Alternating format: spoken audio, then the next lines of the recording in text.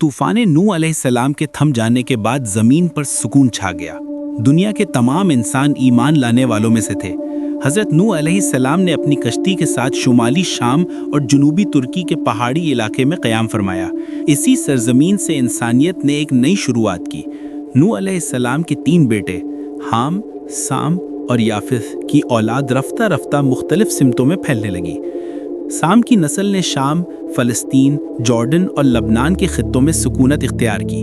پھر انہی کی نسل آگے بڑھ کر عرب کی سرزمین عریبین پیننسولا تک پہنچی، یہاں تک کہ یمن اور حضرموت کے علاقوں میں بھی پھیل گئی۔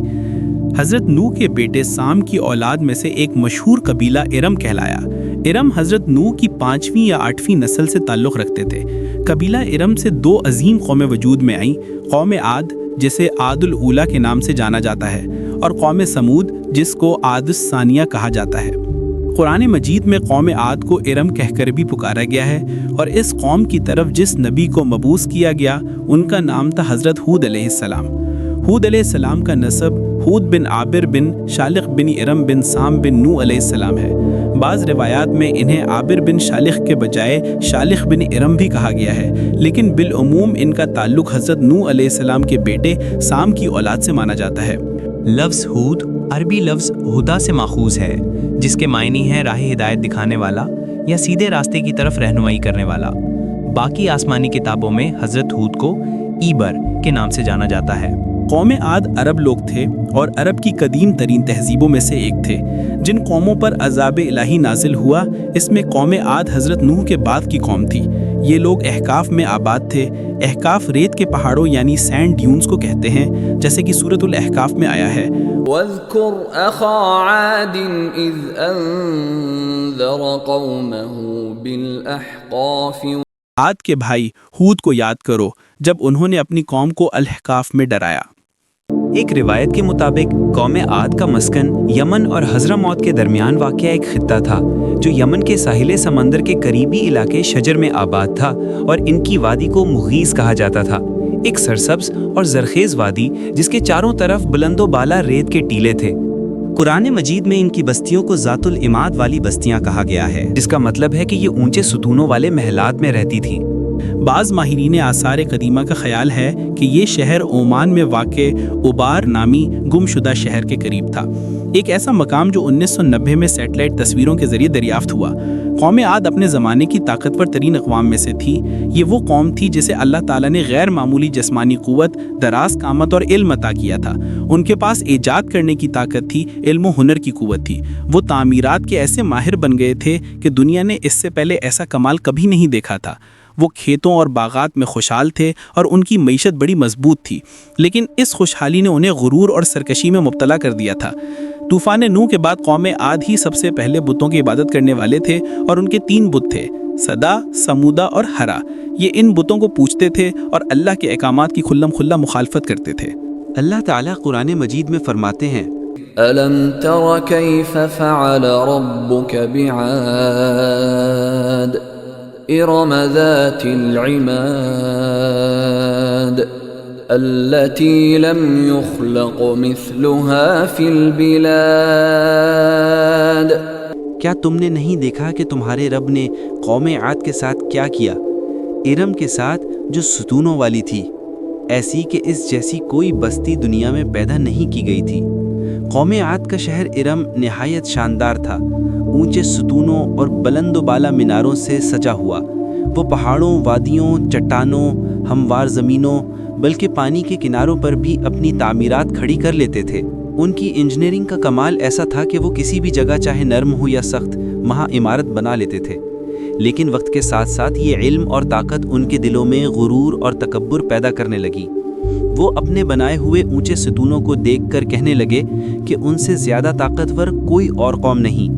جب قوم عاد کی سرکشی اپنی انتہا کو پہنچی تو اللہ تعالیٰ نے ان کی ہدایت کے لیے انہی میں سے ایک شخص حضرت ہود علیہ السلام کو رسول بنا کر بھیجا۔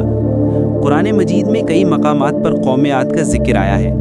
سورہ ہود میں ارشاد ہوا ہے، وَإِلَى عَادٍ أَخَاهُمْ هُودًا قَالَ يَا قَوْمِ اعْبُدُوا اللَّهَ مَا لَكُمْ مِنْ إِلَٰهٍ غَيْرُهُ ان انتم الا مفترون۔ اور قوم عاد کی طرف ان کے بھائی ہود کو بھیجا۔ انہوں نے کہا، اے میری قوم، اللہ کی عبادت کرو، اس کے سوا تمہارا کوئی معبود نہیں، تم تو بس بہتان باندھنے والے ہو۔ حضرت ہود علیہ السلام نے اپنی قوم کو بڑی نرمی اور حکمت سے دعوت دی۔